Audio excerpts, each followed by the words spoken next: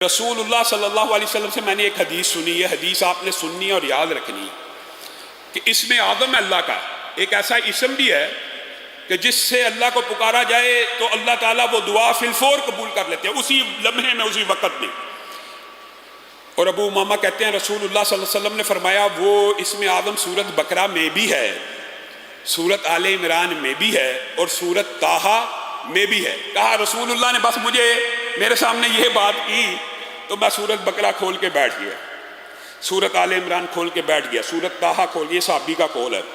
رسول اللہ سے سنا اور اس کے اوپر غور و فکر کرنے لگے کہ یہ کیا رسول اللہ نے بات کی ہے۔ کہا پھر میں سورت بقرہ کی اس آیت پہ پہنچا، اللہ لا الہ الا هو الحی القیوم، تو میرے ذہن میں آیا کہ اسی سے ملتی جلتی دو آیتیں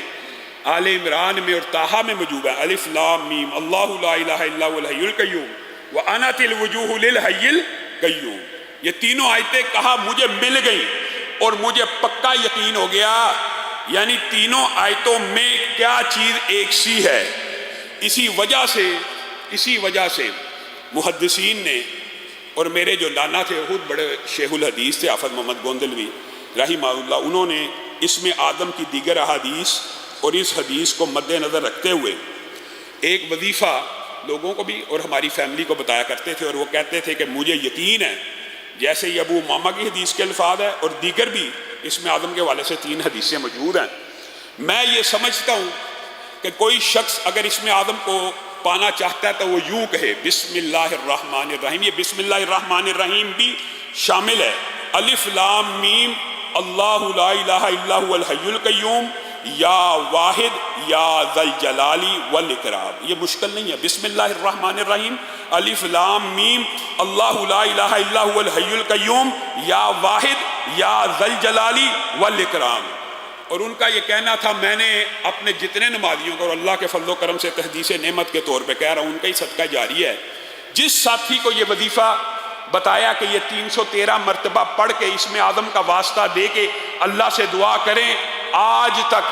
ابھی تک مجھے کسی شخص نے یہ نہیں کہا کہ میری دعا قبول نہیں ہوئی۔ ہاں یہ ضرور کہا ہے کہ ابھی 313 کے درمیان کئی دفعہ پڑھتے پڑھتے شیطان، اس طرح کے وظائف پڑھتے ہوئے شیطان وسوسے ڈالتا ہے، مانتے ہیں تو پورے نہیں ہو سکے۔ تو جو بندہ یہ سمجھتا ہے ایک دفعہ 313 مرتبہ ایک نشست میں نہیں پڑھا گیا، توڑ توڑ کے پڑھ لے، کوئی حرج کی بات نہیں ہے، 7 دن 8 دن آپ تجربہ کر کے دیکھ لیں، یہ 313 مرتبہ اسم اعظم کا وظیفہ پڑھیں، اور کوئی بھی دعا جو آپ سمجھتے ہیں، علماء کے پاس آتے ہیں دعا کرانا شرعی وسیلہ جائز وسیلے کی قسم ہے، لیکن آپ خود کیوں نہیں کرتے؟ اس اسم اعظم کا واسطہ دے کر اللہ رب العزت سے مانگیں، اللہ تعالیٰ وہ دعا آپ کی اسی وقت قبول و منظور کرے گا۔ آج کے بعد یہ اللہ کا اسم ہے، یہ اللہ کے نام ہے، ابو امامہ کی اس حدیث سے اور محدثین کے استدلال سے آج کے بعد زندگی کے اندر اس وظیفے کو بھی اپنا لیجئے۔ اور اسم اعظم کے حوالے سے جو باقی 2 روایات ہیں، ان میں سے ایک روایت یہ بھی ہے کہ رسول اللہ صلی اللہ علیہ وسلم کے سامنے